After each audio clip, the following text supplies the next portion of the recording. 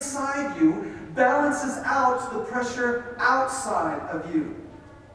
If you don't have that equalized pressure, you all know what happens. You go up in an airplane and you're constantly chewing on gum because your ears are bugging you. They just keep pressing in and you have to equalize the pressure with your ears. Or if you ever dive down, scuba diving or some other kind of diving in water, you have to equalize the pressure in your ears. This is the deal. All of us face pressure every day. And the world around you is going to press in on you like you would not believe. And it will win unless the pressure inside you equals it. Pressure inside you, the identity, the awareness of God at work in your heart. See, let me just draw this out for you a little bit. How can you equalize the pressure between you and the world around you? There are three basic ways. These are all bonus points. Three basic things. Number one, you can get yourself a submarine or some type of pressure chamber. In other words, isolate yourself from the rest of the world. Build yourself a little metal shell, spiritually speaking, around your life, and don't ever interact with anything that's possibly from the world out there.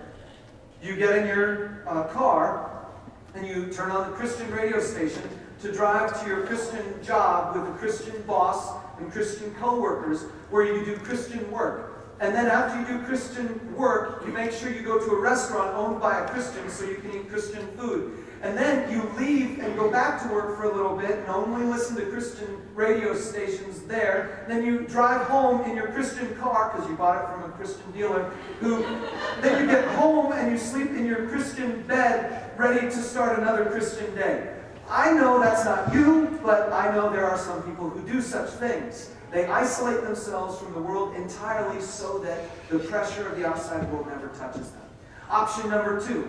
You live in the world, like Jesus said, be in the world but not of the world. You live in the world, and your internal pressure isn't enough. And so the only option you have is to let the world seep in. I'll just let a little bit of the world seep into me. A little bit about its value systems, its desires, its passions. I'm going to let them seep into me so that offsets my own internal pressure and we're in harmony with each other. Or you can be so full up with the things of God, His promises, His Word, His Spirit alive in you, that when you get out into the world, your things, your conviction, your pressure spills out onto them. And that's what these guys are doing. These three guys here, though they're faced with all this kinds of pressure, notice what they say. They look the king in the eye and they say, "We want you to know, King." I love that line. See, right before that it was, "But even if he does not," that's the if. "Even if he does not, we want you to know, King." We want you to know. He's the king. He's the guy who chops people up into little tiny bits. And these are the guys who are standing in front of him and they say, "We want you to know something, king boy." No, they were respectful. They called him king. But they said, "We want you to know. We will not serve your gods or bow down before this idol. We want you to know." See, if God is with you, you can impress your convictions on others in an authentic, honest way. Let's go ahead and put that up on the screen there. If God is with you, you can impress your convictions onto others. It's not about the world pressing in on you. It's about you so full up with God's presence, the awareness of God's presence in your life, that it spills out onto others. That would be just phenomenal. Okay, got to make a little bit of progress here. We're going to look at another part of the story, and I want to draw a lesson from what happens in the furnace. But before we do that, I wanted to let you know that I was able to track down an actual video recording of this moment. Like it was about a couple hundred years before Jesus when all this happened. About 500 years before Jesus when all this stuff happened. But video cameras had just been invented. So I had to convert this from VHS in order to get this to play up on the screen, but I wanted to let you know I tracked it down. This is actual footage from the event. Would you go ahead and hit it for us? We need some sound. seems to be full of garbage. Mr. Lunch, is there anything you can do about that? Hey, no problem, boss.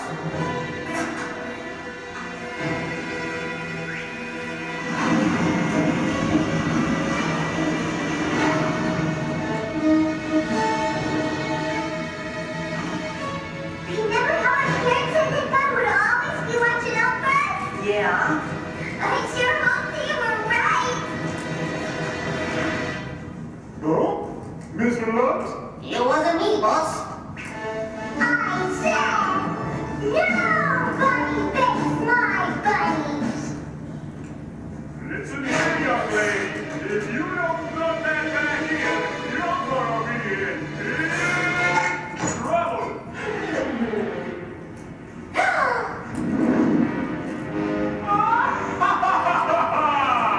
Nobody's ever gonna stand up to me again.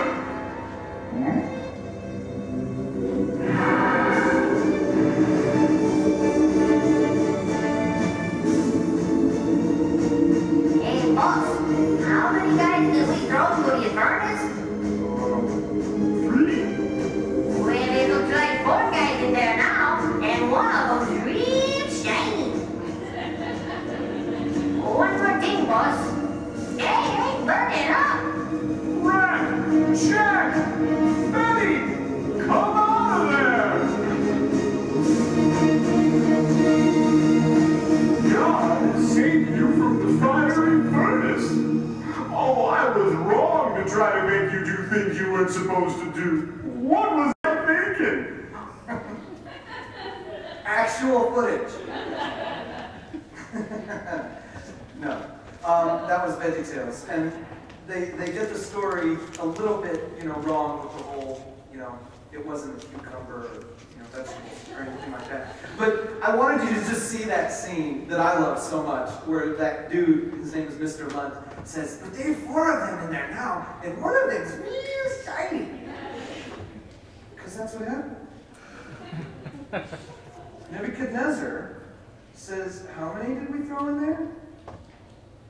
And he says, weren't there 3? And they replied, certainly, O king. He said, look, I see 4 men walking around in the fire, unbound and unharmed, and the 4th looks like a son of the gods, real shiny. This is the thing. God proved his presence inside the furnace.